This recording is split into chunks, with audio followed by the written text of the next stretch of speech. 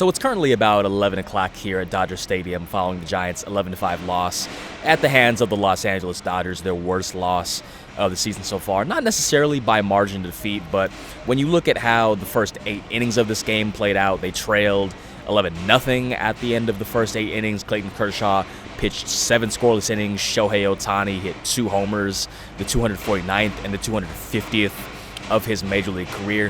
When you look at it through that lens, the fact that they were trailing by 11 runs heading into the top of the 9th inning before a pretty bizarre top of the 9th inning, it was their worst loss of the season. And the 5-run 9th inning one in which Casey Schmidt hit his 2nd grand slam in as many days, becoming the first Giant in franchise history to do so, looks a lot better than it actually is. And for one reason or another, I just don't have the energy that I typically do when recording these types of videos. So instead of recording a full video right now, what I'm going to do is I'm going to snap my finger.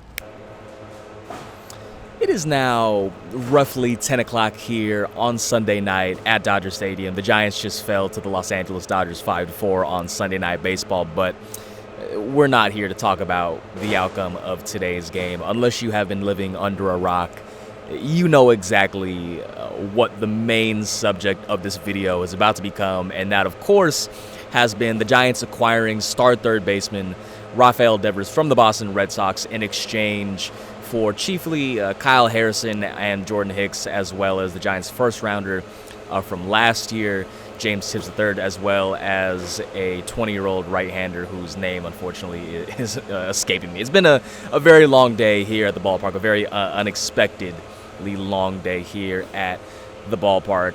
And there's a lot of ways to approach this. There's a lot of ways to dive in, but I think the most appropriate way to start talking about this trade is just simply how shocking it was. It was the epitome of a truly shocking trade. It kind of came out of nowhere. There was no rumors that this trade was in the works. It simply happened about 10 minutes before the Giants were set to play the Dodgers on Sunday Night Baseball.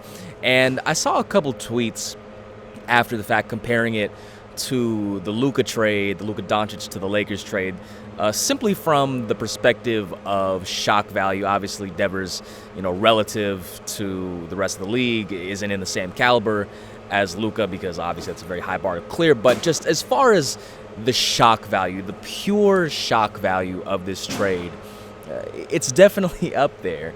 And, for me personally, I'm planning to prepare for a game. I'm trying to think of the ramifications of whether the Giants win or lose today's game, thinking about what this could mean for Kyle Harrison, given that, as we've mentioned previously, was likely going to go back to the bullpen when Justin Verlander returned from the starting rotation.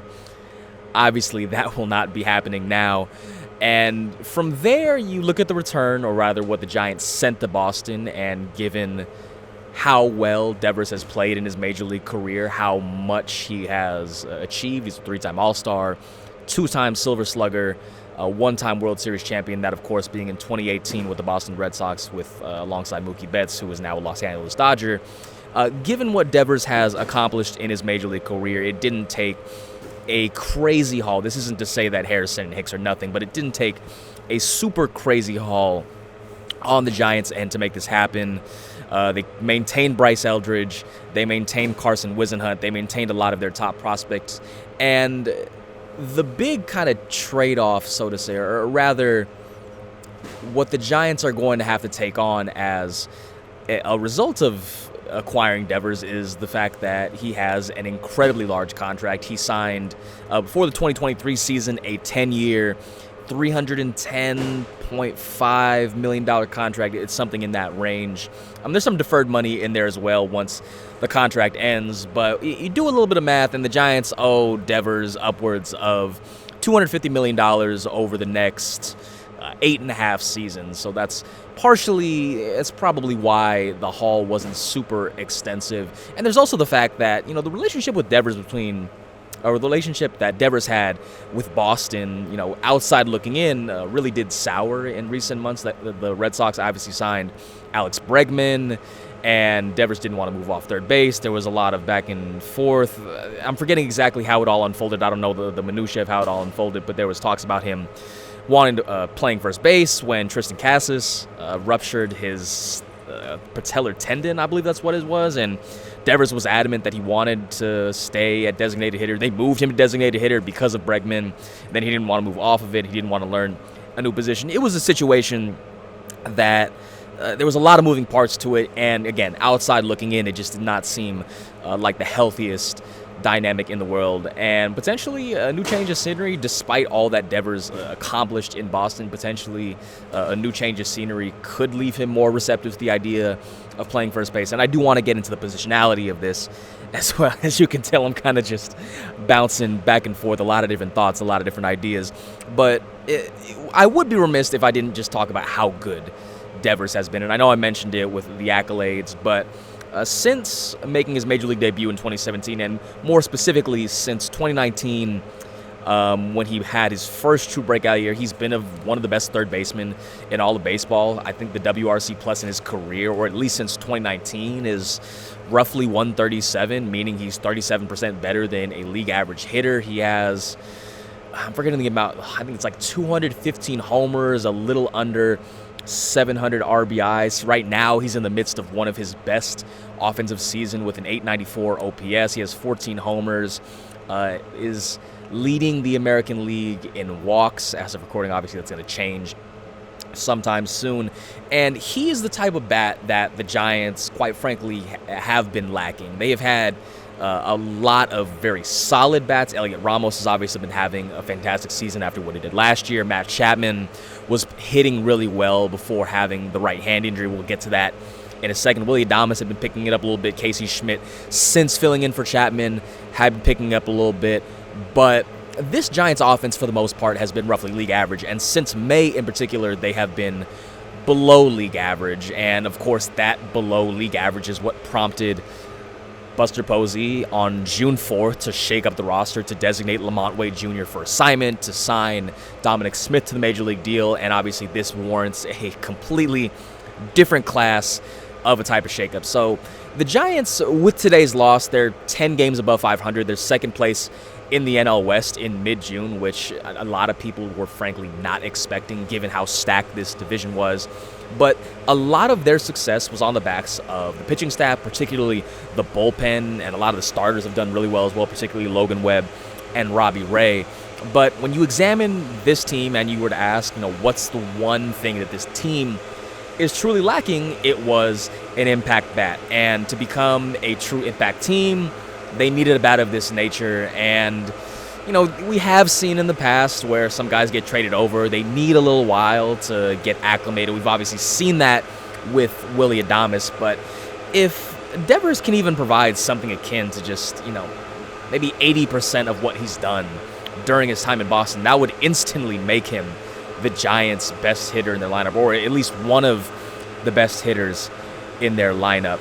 As far as the positionality, this is probably going to be the biggest thing in regards to Devers once we finally have the opportunity to talk to him in the coming days. As I mentioned, he is actually, I don't think I mentioned this part, he hasn't played third base this entire season. He's been exclusively a designated hitter.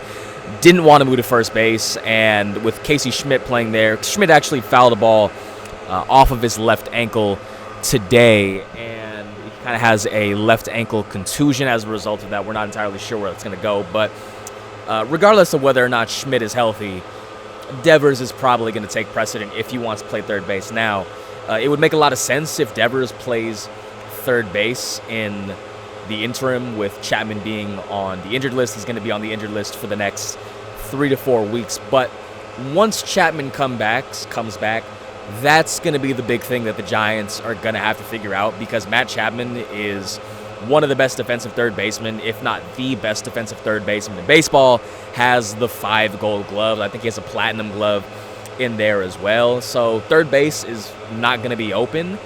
First base, that might be a possibility as well. If he's open, if he's receptive to it, you might be wondering, why doesn't Devers just go back to designated hitter? And despite the fact that Devers is a far better hitter than Wilmer Flores, the fact that he's accomplished a lot more than Wilmer Flores has been an integral part of this Giants lineup this year. He leads the team with 51 RBIs.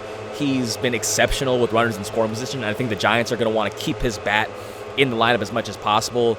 And then from there, you might think, well, why not just have Flores become the everyday first baseman, or at least something akin to the everyday first baseman, and kind of figure out what to do with Dom Smith from there. But one of the big reasons that the Giants have been having Flores be kind of the everyday designated hitter hasn't just been because of how well he's hit, but it's been an effort to keep him healthy as well. We talked about a lot how he's dealt with the right knee injury last year, and that season ended with him having to undergo the 10X procedure. So this is all to say we really don't know how this is going to look once Devers is integrated into the lineup. Obviously, they're going to find a place for him in the lineup. Just because they can't find an easy position or like a position right off the top, they're not going to not play him. But that's going to be the main thing that they have to figure out. And then there's also the Bryce Eldridge piece of this when you start looking really down the line, where if Eldridge manages to hit his way to the major league level this year, what do they do? Because Eldridge would probably have to have some time at designated hitter as he continues to learn the first base position. So there's a lot to consider here. And there's also the element to consider, which I just thought about, which this might impact Eldridge's 2025 timeline, because if the Giants have this impact bat and he's able to instantly contribute, and maybe he plays first base, maybe plays DH, who knows, does this give them an opportunity to ease back on that a little bit and not have to rely on the possibility of Eldridge making his major league debut sometime this season? So as you can tell, there are a lot of moving parts to this. There's a lot to consider. We will have the opportunity to talk to Devers sometime in the coming days.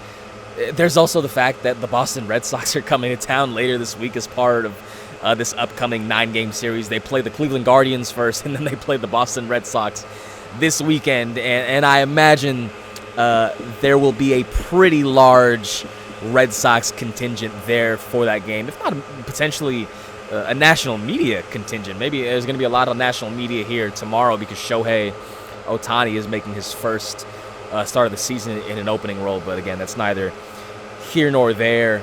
The one thing that I will mention from the game, I think I mentioned it, I'm not sure if I did, but Kyle Harrison was supposed to start today's game. He was scheduled for the Sunday night game, and roughly 40 minutes before the game, he gets pulled from the start. Joey Lucchesi made a very surprising appearance. I can't remember the exact times, but it was like 5:10. We see Joey Lucchesi warming up in the Giants bullpen, and then it's not until about 5:40 that the Giants officially announce that they had selected the contract of Joey Lucchesi after he had left the ball game, and I'm pretty sure that's maybe the first time that I've seen something of that nature unfold. And given the nature of how everything kind of unfolded, it felt almost apropos. To dive a little bit into the game, as I mentioned, the Giants lost 5-4.